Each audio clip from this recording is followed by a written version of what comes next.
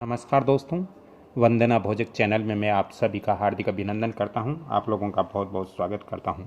दोस्तों, कुछ लोगों ने कमेंट्स किया कि सर हम अपने 30 बाई 30 गज भूखंड पर वास्तु अनुसार मकान कैसे बना सकते हैं। वास्तु अनुसार हमें कृपया एक नक्शा बना करके आप बताइए ताकि हम वास्तु अनुसार अपना मकान का निर्माण कर सकें। दोस्तों, भूखंड का आकार 30 बाई 30 गज, तो इसके अंदर मकान हम कैसे बना सकते हैं।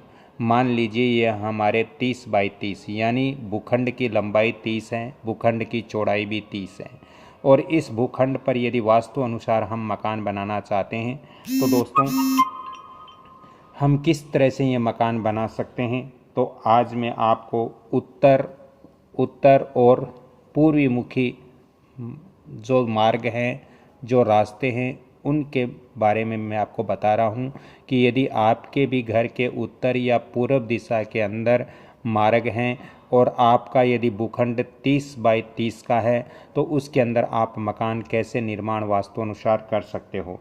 दोस्तों, वास्तु अनुसार पहले हमारे 30 बाई 30 की बाउंड्री वाल हमें करनी है और बाउंड्री वाल करने के बाद दोस्तों हमारे उत्तर दिशा की तरफ हम यहाँ लॉन रख सकते हैं या गैलरी रख सकते हैं।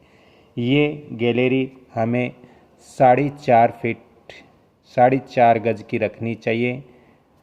ये गैलरी की जो चौड़ाई है वो 4.5 गज हमें रखनी चाहिए वास्तुशास्त्र के अनुसार।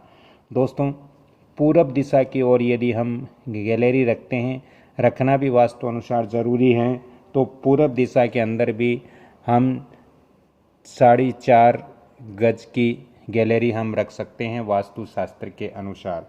दोस्तों, दक्षिण में जो गैलरी हम रखते हैं, दक्षिण के अंदर जो हम जगह रखते हैं वो थोड़ी हमें कम रखनी चाहिए। दक्षिण दिशा में गैलरी है, उसकी चौड़ाई हम 3 गज रख सकते हैं। 3 गज चौड़ाई हम रख सकते हैं क्योंकि उत्तर से दक्षिण में चौड़ाई कम होनी चाहिए, इसलिए 3 गज हम चौड़ाई कम रख सकते हैं। पश्चिम के अंदर दोस्तों, पश्चिम के अंदर भी हम 3 गज की गैलरी दे सकते हैं वास्तुशास्त्र के अनुसार। यानी वास्तुशास्त्र के अनुसार नॉर्थ और ईस्ट डायरेक्शन के अंदर जगह ज़्यादा, स्पेस ज़्यादा छोड़ना चाहिए, जगह ज़्यादा छोड़ना चाहिए और वेस्ट और साउथ के अंदर जगह कम छोड़नी चाहिए। इस तरह से हम गैलरी दे सकते हैं।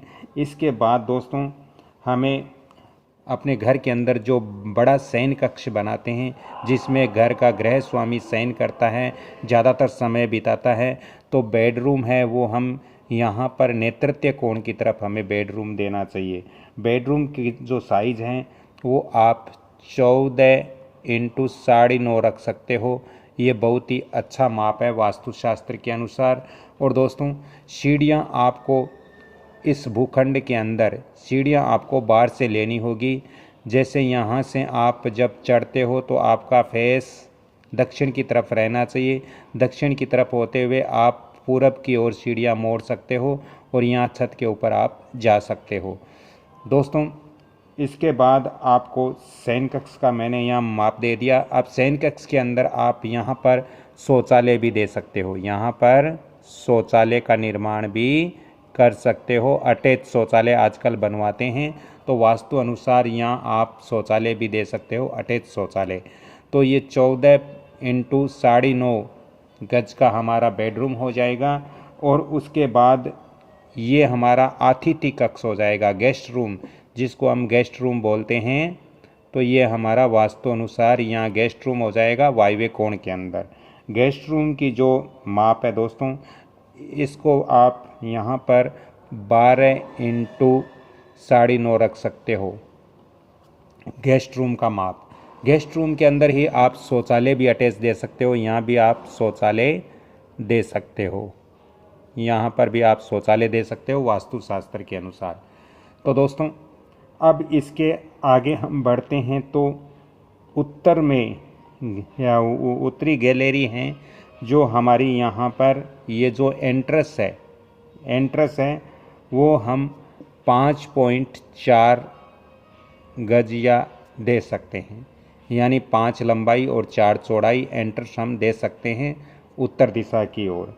दोस्तों, उत्तर पूर्व में हमें स्नान घर हम यहाँ बना सकते हैं। यहाँ पर हम नॉर्थ ईस्ट की तरफ अपने मकान का स्नान घर दे सकते हैं। स्नान घर यहाँ पर हम दे सकते हैं। स्नान घर की जो चौड़ाई है, जो लंबाई चौड़ाई हैं, वो दोस्तों आप 8.8 इंटू 5 दे सकते हो। स्नान घर की जो चौड़ाई है वो 8 इंटू 5 माप यहाँ पर आप दे सकते हो। इसके बाद दोस्तों, यहाँ पर अग्नि कोण के अंदर हमारी रसोई होनी चाहिए।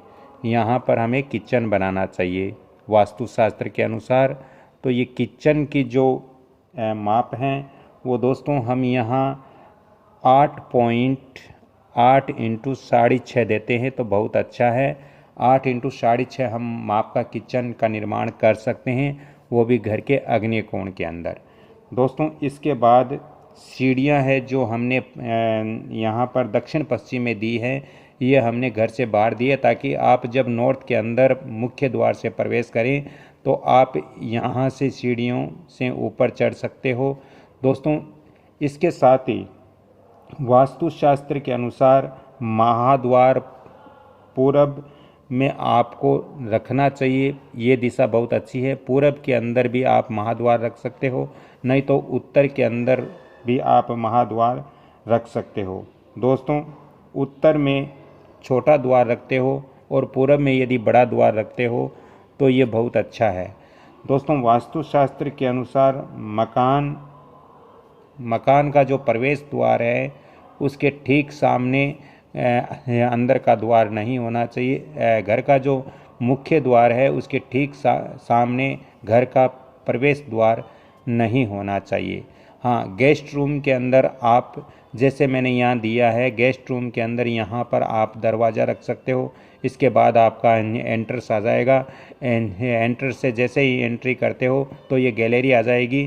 तो गैलरी के बाद ये जो स्थान है ये आपका ब्रह्म स्थान होगा और ब्रह्म स्थान पर हमें किसी प्रकार का निर्माण नहीं करना चाहिए। तो ये हमारा ब्रह्म स्थान हो गया, इसको हम ब्रह्म स्थान कहते हैं। ये हमारा ब्रह्म स्थान हो गया वास्तुशास्त्र के अनुसार। दोस्तों, वास्तुशास्त्र के अनुसार किचन का जो द्वार है वो आप यहाँ पर इस तरह से रख सकते हो और जो स्नान घर का द्वार है वो आप बिल्कुल किचन के सामने के हिस्से में रख सकते हो। दोस्तों, इसके अलावा ये जो पोर्शन है इसके अंदर आप डाइनिंग या लिविंग रूम भी इसको आप बना सकते हो। तो यहाँ पर मैं लिख देता हूँ लिविंग रूम। लिविंग रूम यहाँ आप बना सकते हो। लिविंग रूम का माप है वो दोस्तों आपको 11.5 इंटू आप 8 गज रख सकते हो। दोस्तों, ये जैसे मैंने दिया है छोटी छोटी यहाँ पर जो निशान दिए हैं, यहाँ पर आप खिड़कियाँ रख सकते हो अपने मकान की। पूरब दिशा के अंदर आप 1 और 2 और 3, एक खिड़की आप किचन के अंदर खुलने वाली रख सकते हो, एक खिड़की आप लिविंग रूम के अंदर खुलने वाली रख सकते हो और एक खिड़की आप स्नान घर के अंदर खुलने वाली रख सकते हो। दोस्तों, इसके अलावा आप पूरब दिशा में यहाँ पर प्रवेश द्वार रख सकते हो। उत्तर के अंदर भी आप प्रवेश द्वार वास्तु अनुसार रख सकते हो। दोस्तों, यहाँ पर ये जो मैंने दिया है निशान वो यहाँ पर खिड़कियों के लिए दिया हुआ है, विंडो के लिए दिया हुआ है। और ये जो रिक्त स्थान है इसका यहाँ तात्पर्य है कि यहाँ पर आप दरवाजे रख सकते हो, गेट रख सकते हो। तो इस तरह से मैंने आज इस वीडियो के अंदर बताया कि आपका यदि भूखंड आप 30 बाई 30 का मकान बनाना चाहते हो वास्तुशास्त्र के अनुसार, तो इस तरह से आप वास्तुशास्त्र के अनुसार आप मकान बना सकते हो। आपके मकान के अंदर किसी प्रकार का वास्तु दोष नहीं रहेगा। दोस्तों, इस मकान के अंदर ये आपका बेडरूम हो गया।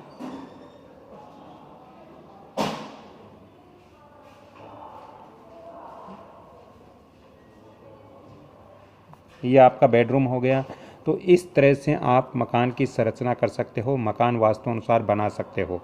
दोस्तों, इसमें वायव्य कोण के अंदर हमारा गेस्ट रूम आ गया। सीढ़ियाँ हैं वो हमारे नेतृत्व कोण में आ गई।